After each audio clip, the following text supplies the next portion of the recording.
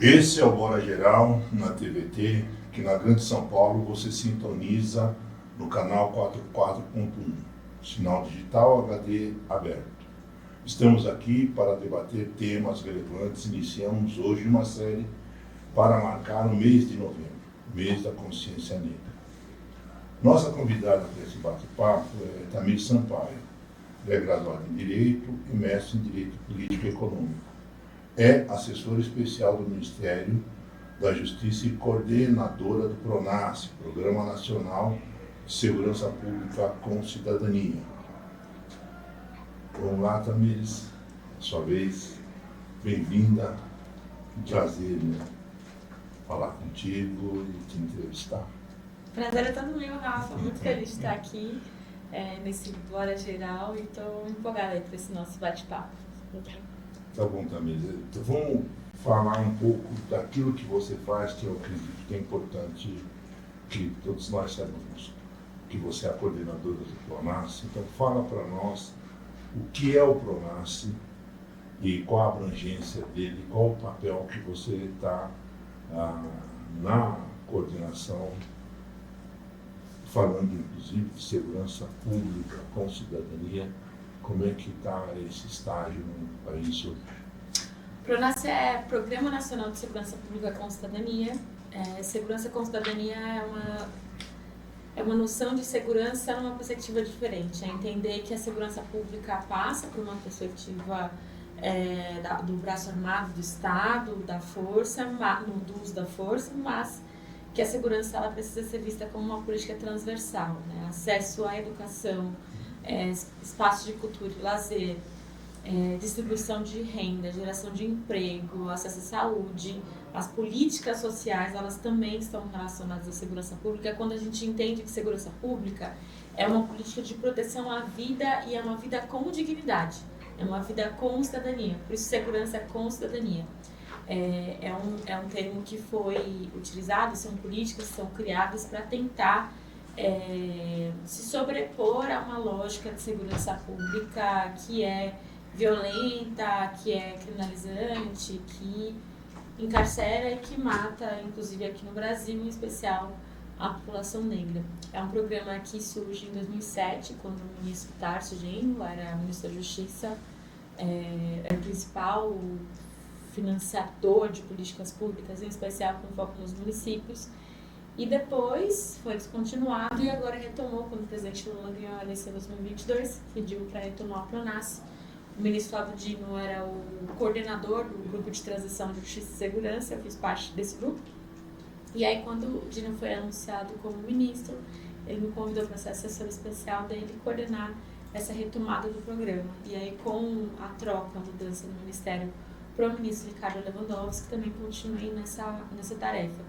Coordenação do PRONASSE, né? Como o PRONASSE é um programa transversal, então eu tenho um papel no gabinete do ministro de articular as políticas de prevenção nas secretarias do Ministério da Justiça e articular isso com outros ministérios da esplanada, né? Então a gente tem a Secretaria Nacional de Política sobre Drogas, tem o PRONASSE Juventude, tem a Secretaria Nacional de Segurança Pública, que tem o Bolsa Formação e que tem o Convive, tem a Secretaria de Acesso à Justiça, que tem os Jovens Defensores Populares e os Defensoras Populares, que são programas, políticas que são executadas pelas secretarias, mas que fazem parte desse arcabouço, né, desse guarda-chuva de um programa de prevenção, né, nessa perspectiva da segurança.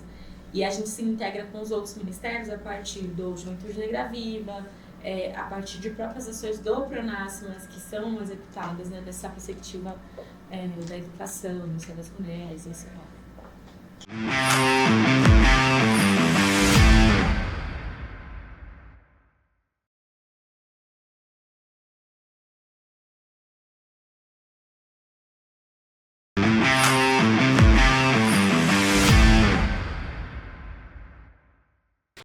Como é que é possível, falar que estágio que está esse programa, como é que é possível nós falarmos assim que esse programa contribui lá na periferia, lá no local, lá no território, contribui para a vida dessas pessoas? Acho que é importante essa pergunta. O Pronas, ele retomou no ano passado numa situação orçamentária muito diferente do seu início, né? Na época do TAPS. Acho que o governo federal está passando por uma série de questões que estão relacionadas ao orçamento e a gente tentou, mesmo com essas dificuldades, iniciar uma atuação. Acho que a primeira delas é definir 5 eixos prioritários. Então, dá para falar de segurança pública com cidadania, mas a gente não pode ter um monte de coisa e não tem perna para isso, então focou em enfrentamento à violência contra a mulher, políticas de segurança com cidadania nos territórios com maiores índices de violência, e aí esse é o foco territorial do programa, que é focado em 163 municípios do Brasil, que concentram 50% das mortes violentas intencionais. Morte violenta intencional é uma categoria que abarca homicídio doloso, lesão corporal seguida de morte, feminicídio, morte decorrente de intervenção policial e latrocínio. Então, essas 163 cidades são as que concentram esses maiores números de homicídios no país. Envolvem todos os estados, todas as capitais. O estado do Rio de Janeiro e da Bahia são os estados que têm maiores números de municípios, 21 e 20 municípios, e São Paulo são 10 desses municípios. A capital, inclusive, e algumas cidades na região metropolitana e poucas no interior. A gente, no ano passado, fez um processo muito de articulação, assim, de definição de qual seria esse foco territorial. Então, o Fórum Brasileiro de Segurança Pública ajudou a gente com indicadores para definir essas cidades. Depois, quais são esses eixos prioritários. Então, eu falei do primeiro, segundo, o terceiro política de educação e trabalho para presos e egresso. Quarto, acolhimento às vítimas da criminalidade. O ministro Flávio Dino, no ano passado, recebeu as Mães de Maio, Mãe de Manguinho, enfim, uma série de coletivos de mães que tiveram seus filhos violentados, assassinados pelo Estado, e se comprometeu a construir uma agenda de reparação, de acolhimento a esses familiares, e aí entra esse eixo no Pronas. E o quinto eixo é um eixo de enfrentamento ao racismo estrutural e os crimes daí derivados, que é um eixo específico, mas que acaba sendo transversal, quando a gente pensa que das mulheres que são violentadas, a maioria são mulheres negras, nesses territórios que têm maiores índices de violência também são territórios negros. Presos e egressos, mais 60% da população carcerada é negra. As vítimas, então, nem se fala. Então, a gente incluiu esse eixo prioritário porque achava que era importante demarcar que pensar a segurança com cidadania no Brasil é necessariamente pensar e priorizar o quanto que a segurança pública vitimiza a população negra. Então, precisa ter esse foco destacado, né, na construção do programa. E aí, o ano passado foi esse ano de articulação, de apresentação para os ministérios, de tentar articular no âmbito do governo federal que os outros ministérios também passassem a adotar esses municípios como municípios prioritários. Então, o Ministério da Educação, quando fez um programa de enfrentamento à violência nas escolas, teve como foco inicial esses municípios que concentram esses índices de violência. O Ministério da Cultura, que retomou no ano passado a política de comitês da cultura, dos pontos de cultura, teve como foco inicial também esses municípios, 163 municípios. O Plano de Juventude Negra Viva, que foi construído, também tem como recorte territorial inicial esses 163 municípios. Então, a gente tentou fazer uma articulação para que não só fossem municípios prioritários para o Pronas, mas que fossem municípios prioritários para as políticas públicas que o governo federal estava construindo no ano passado. E aí, a partir desse ano, a gente conseguiu alguns projetos pilotos serem iniciados.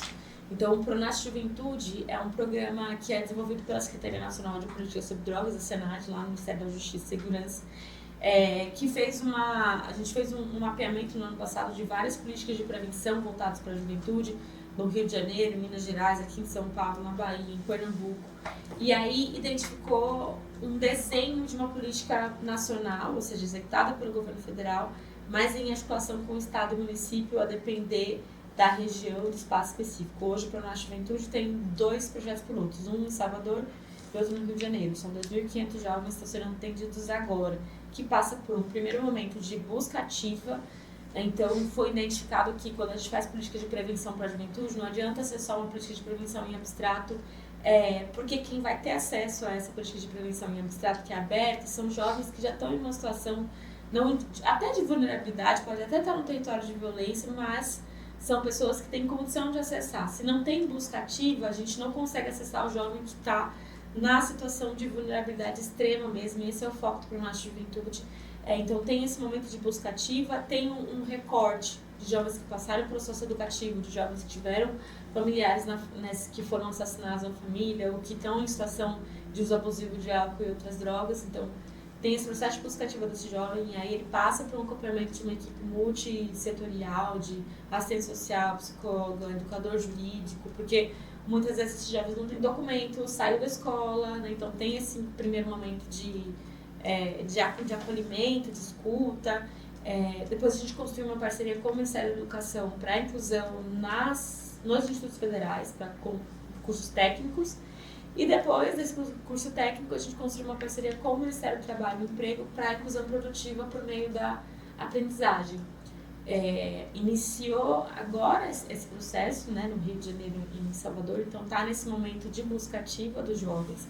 Ainda até o final desse ano a gente quer expandir para Amazonas, o Distrito Federal e para Pernambuco e para Canoas, no Rio Grande do Sul. Então, para tentar ainda esse ano já abarcar pelo menos um projeto piloto em cada região do país. E a gente está se articulando agora esse final de ano, que é um momento de orçamento, para conseguir no ano que vem levar esse projeto para todos os estados, né? Então, a gente ter para a juventude de todos os estados. Então, esse é um exemplo de uma política que está acontecendo agora, que por uma questão orçamentária de pessoal e porque o governo federal não tem essa condição, né, de abarcar o país inteiro, está nesse momento agora em projetos pilotos, e a gente está trabalhando para expandir para o país inteiro. Então, o instrumento para fazer essa busca ativa passa pelo CadÚnico? Passa pela equipe de ação social e articulação com a prefeitura, então com certeza passa pelo cadastro único. Sim, porque são duas situações, né? O jovem que comete algum ato infracional e aí ele passa até por um processo de privação de liberdade, talvez seja um procedimento que aí fica não pesada, que eu diria, do judiciário, né? Do ponto de vista de fazer esse acompanhamento combinado com a assistência social. Então, esse jovem que está lá na ponta de mais vulnerabilidade e que, pensando o governo federal, essa relação do Estado e do município, é esse jovem que é possível atender no território, ou seja, é uma política que acaba atendendo essa juventude no local onde ela está e, de uma certa forma, nessa articulação, acompanha esse jovem, faz um acompanhamento desse jovem para que ele emerja, que ele consiga acessar esses direitos. Exato. Inclusive, a equipe do PRON tem uma equipe nacional que fica no governo federal, no Ministério, mas tanto na Bahia quanto em Salvador e nos outros estados que forem executar essa política, tem uma equipe que é local, que é feita, inclusive composta por pessoas que moram nos territórios em que o programa vai construir essa atuação. Porque também tem uma identificação, isso foi também fruto dessas pesquisas que foram feitas com outros programas, que não adianta a gente pensar uma política de prevenção que envolve juventude, que envolve o território, se a gente não faz uma articulação com lideranças que moram nesse território que o governo federal, o governo municipal e estadual quer atingir, e que conhece a realidade do território, muitas vezes conhece a realidade desse jovem que a gente quer atingir, assim, né? Então tem uma articulação de equipes nacionais e locais e tem uma articulação que é necessária com a prefeitura do município ou o governo do estado, né? Em especial essa área da assistência social. Como é que você avalia essa aderência na relação Estado-município?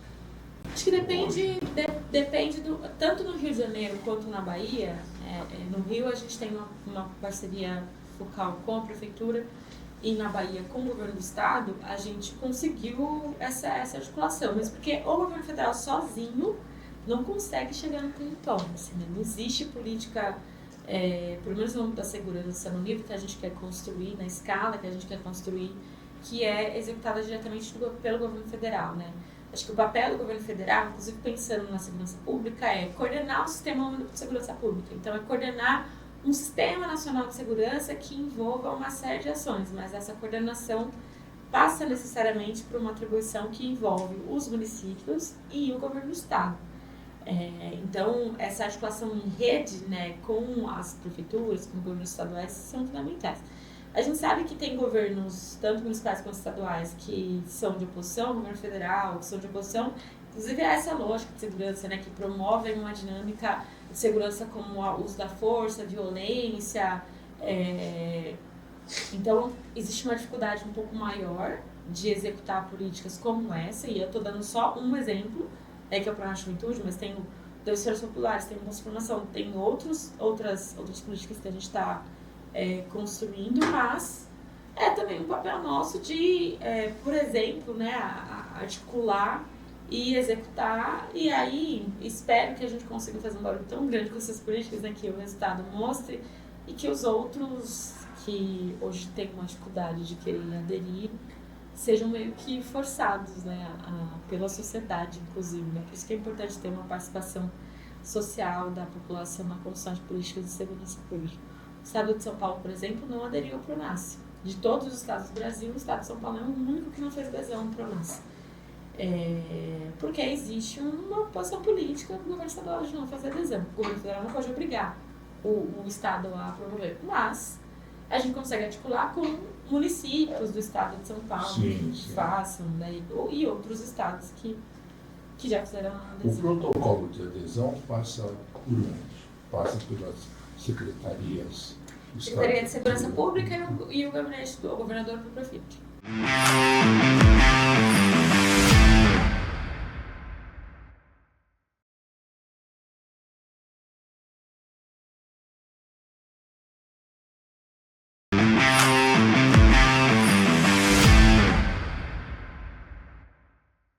É possível ainda sonhar com uma política, quando se fala de segurança pública com cidadania, é possível sonhar e saber idealizar uma política que, a partir da Constituição de 88, que garanta esse conceito de cidadania plena, saúde, educação, trabalho, cultura, moradia, né? É possível a gente ainda, dentro da perspectiva do PRONASSE, sonhar com esse momento da sociedade? Olha, eu acho que se não for possível sonhar, nem sair de casa. Eu acho que essa possibilidade de sonhar, de esperançar por isso é o que me move hoje, né? Eu me formei em Direito no Mackenzie e o TCC foi sobre segurança pública, meu mestrado foi sobre segurança pública, meu doutorado, quando tudo der certo eu entrar, vai ser sobre segurança, porque eu tomei pra mim que essa é a minha pauta de vida, é a minha pauta de vida de pensar uma nova política de segurança, que seja uma segurança cidadã que tenha essa perspectiva transversal. Então, acho que existe possibilidade de sonhar e a retomada do PRONASSE é um pouco se tornar sonho realidade, mas é um desafio muito grande, porque é isso, o Brasil é um país de mais de 500 anos, 2/3 dessa história marcada pela escravidão, o racismo aqui é estrutural, a nossa lógica da segurança pública ela é militarizada, e dizer que a segurança militarizada significa dizer que os agentes de segurança são formados para combater o inimigo, porque a militarização é guerra. E guerra você combate o inimigo, ponto. E aí a gente está falando de agentes de segurança dos estados que são formados a combater o inimigo. E quem que é o inimigo num país que não tem guerra? Contra quem é essa guerra? Quem que é esse inimigo num país em que o racismo é estrutural? Em que a população negra foi criminalizada?